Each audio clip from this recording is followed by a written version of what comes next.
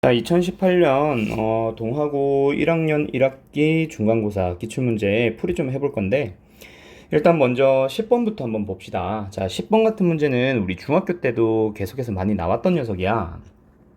미지수를 가지고 있는 어떤 연립방정식과 또 다른 미지수를 가지고 있는 연립방정식 연립하라고 할 때 우리는 어떻게 풀어왔어? 중학교 때. 미지수가 없는 녀석들끼리 먼저 연립을 한단 말이야. 결국은 여기서 나오는 해랑 여기서 나오는 해랑 다 일치할 거기 때문에 그 해가 이 네 개의 방정식의 해거든. 그래서 일단은 뭐 해요?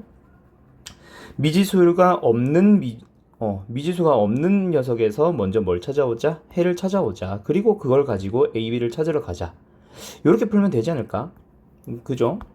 자, 갑시다. 그래서 요 다시 요 1차 방정식과 요 2차 방정식을 먼저 연립을 할게요. 그러면 내가 이제 우리가 수업 중에 1차와 2차 연립은 어떻게 하라고 배웠어? 1차 방정식을 대입할 수 있는 형태로 고친 다음에 요 녀석을 2차 방정식에 대입하자. 그래서 y제곱 대신에 j를 넣어서 제곱을 해주면 x제곱에 마이너스 12x 플러스 36은 26이 나올 거예요. 그리고 이제 한쪽으로 다 이항을 하면서 2로 미리 나눌게요. 그러면 x제곱에 마이너스 6x에 플러스 5는 0이 나올 거고 1, 5, 마이너스 마이너스 붙여서 인수분해를 해주게 되면은 x값은 1과 5가 나올 거야. 그러면 x가 왜 안 되니? x가 만약에 1이 되면 잠깐만. x가 만약에 1이 되면 y는 5가 될 거고 x가 5가 되면은 y는 1이 될 거야. 그리고 이제 요 녀석을 가지고 a, b를 찾으러 가보자. 첫 번째, 만약에 x가 1이고 y가 5가 맞다. 그러면 위에 있는 이제 미지수 a를 포함하는 방정식에 대입을 해볼까? 첫 번째 여기다가 집어넣어주게 되면은 a-5는 3입니다. 따라서 a는 얼마 나와요? 8 나오죠. 그 다음에 a가 8이고 두 번째 여기다가 대입을 해주게 되면은 2 플러스 5는 b가 나옵니다. 즉 b는 7이 될 거예요. 그렇게 a는 8, b는 7이 나왔어. 그런데 만약에 x가 5가 되고 y가 1이 되면 어떻게 되는지 한번 확인을 해보자.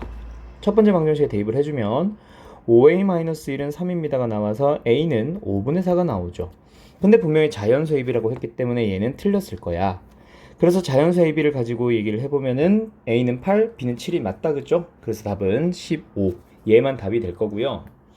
그 다음에 너희들이 질문을 했던 게 이제 13번 13번도 한번 풀어봅시다.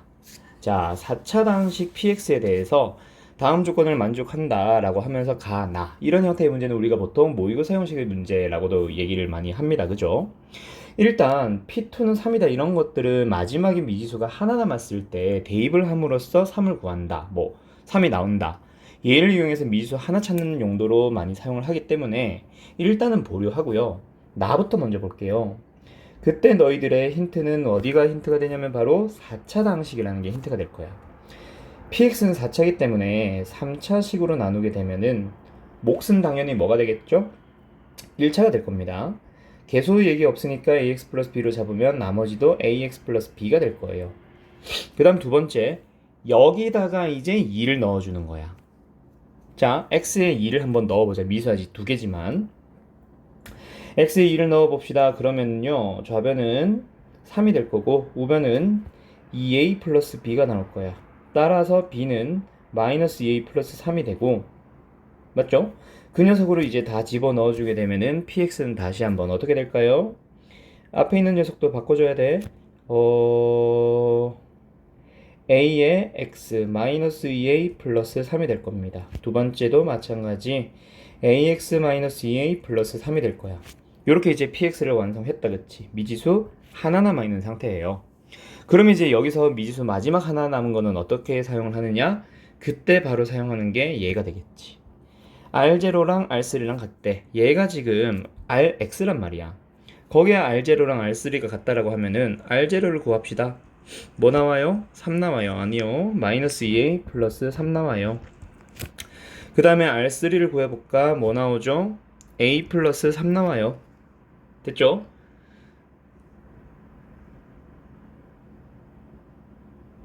맞나? 아니구나. x-2의 4승으로 나눈 나머지를 rx라고 했구나. 자, 다시 일단 여기까지 왔어요. 그쵸?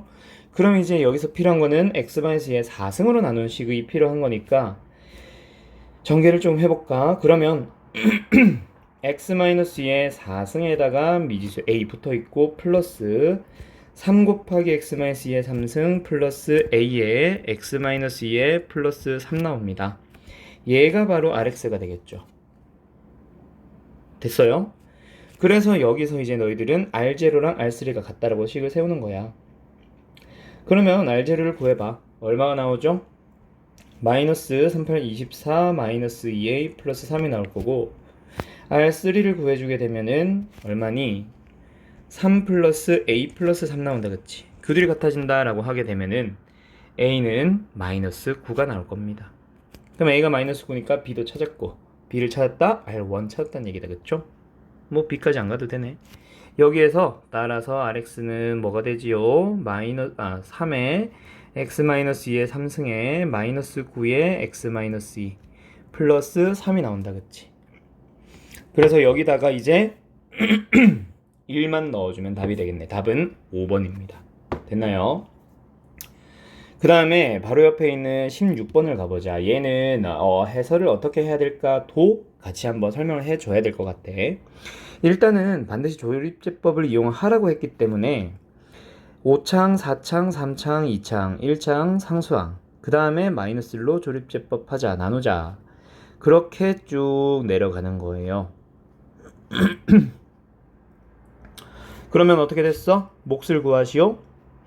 요 녀석이 몫이다 그쵸? 그래서 x의 4승 마이너스 x의 3승 플러스 x의 제곱 마이너스 x 플러스 1 얘가 답이 될 거고 두 번째로 이제 x 플러스 1의 제곱으로 나눈 나머지를 구하라고 했는데 보통 서술형 새끼 1번, 새끼 2번으로 나오는 문제들은 보통 1번을 이용하세요거든. 그래서 너희들은 방금 위의 식을 바로 이용해도 좋고 또는 1, 왜 이래 이거 1 빵빵빵빵 1 얘를 1로 마이너스 1로 조립제법을 연속해서 두 번 그냥 사용하셔도 돼요. 그래서 여기는 위에 거는 똑같이 나오고 한 번 더 진행을 해주면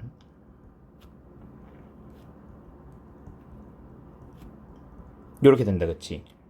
그러면 여기까지를 관계식을 먼저 세워주게 되면은 x5승 플러스 1이라는 식은 x 플러스 1로 먼저 나눴을 때 몫의 자리는 잘 모르겠어. 그때 나머지는 0이 나왔습니다. 플러스 제로 생략할게요. 근데 그 몫을 한 번 더 x 플러스 1로 나누면 몫의 자리에 들어가는 게 x3승 마이너스 2x의 제곱 플러스 3x 마이너스 4가 되고 그리고 나머지가 5입니다. 그럼 여기서 이제 우변을 식 변형만 해주는 거지. 약간 전개하듯이. 그러면 여기서 x3승 마이너스 2x의 제곱 플러스 3x 마이너스 4가 되고 나머지 부분은 5x 플러스 5라고 쓰시면 됩니다. 그래서 나머지는 얘가 되는 거예요. 이렇게 관계식을 사용해주면 돼. 또는 이 부분 대신에 1번에서 해왔기 때문에 1번에 의하여 x5승 플러스 1은 x 플러스 1에 어쩌고저쩌고 이므로 여기 있는 식만 한 번 더 나눈다 하면서 조립제법 들어가고 식 들어가고 이렇게 쓰셔도 상관없고요. 이해됐죠? 이렇게 답을 작성해 주시면 되겠고 그 다음에 17번 갑시다. 너희들이 이제 요 녀석은 내가 해설지를 보지 마세요라고 했어. 이게 내가 옛날에 이제 2018년도에 쓰던 조교쌤이 풀어놓은 풀이를 내가 그대로 이제 풀어가지고 타이핑 해놓은 거를 그대로 둔 거라서 내가 아직 수정을 안 했었던 거야. 그래서 훨씬 쉬운 풀이가 있으니까 얘는 지금 내가 풀어주는 풀이를 꼭 참고하도록 하고요. 일단 먼저 근이 알파라고 했기 때문에 대입을 합니다. 주어진 2차 방정식 x는 알파를 대입하면 뭐 이렇게 사용을 해주면 가장 좋겠다 그쵸? 그러면 2차 방정식이 알파 제곱에 플러스 알파 플러스 1은 0이고요. 마찬가지로 베타 제곱 플러스 베타 플러스 1은 0입니다. 따라서 알파 제곱은 마이너스 알파 마이너스 1은 알파 제곱은 마이너스 알파 마이너스 1이 되고요. 베타 제곱은 마이너스 베타 마이너스 1이 됩니다. 그리고 또한 근과 계수의 관계에 의하여 알파 플러스 베타는 옆에 됐을까? 근과 계수의 관계에 의하여 알파 플러스 베타는 마이너스 1이기 때문에 여기 있는 식을 베타 제곱은 의 옆에 마이너스 베타 마이너스 1을 알파로 바꿔버리면 되는 거야. 얘는 알파 제곱을 마이너스 알파 마이너스 1. 근데 그게 베타가 되는 거죠. 무슨 말인지 이해됐나요? 그러면 이제 주어져 있던 식 첫 번째 f 알파 제곱은 3베타 마이너스 1은 1에서 알파 제곱을 베타로 바꿔버리면 f 베타 마이너스 3베타 플러스 1은 0이 되고요. 두 번째 f 베타 제곱은 3 알파 마이너스 1도 역시 마찬가지. f 알파 마이너스 3 알파 플러스 1은 0이 됩니다. 따라서 두 개의 식을 이용해서 fx 마이너스 3x 플러스 1은 0이라는 2차 방정식에 근이 알파와 베타가 되는 건데 fx의 최고차의 개수는 1이기 때문에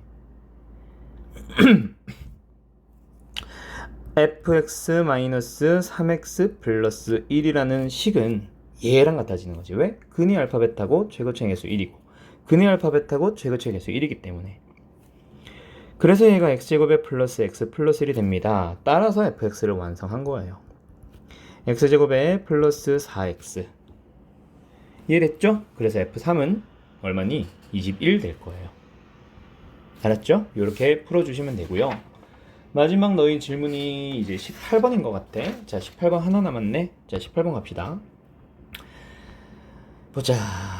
18번 같은 경우에는 우리가 루트를 잘 안다 그래서 z를 구한다 그래서 루트 5 플러스 12알파 요렇게 잡으면은 답을 구할 수가 없어. 그래서 일단 z를 구하라고 할 때 z는 a 플러스 bi라고 해놓고 그 다음에 z를 실제로 제곱하는 거예요.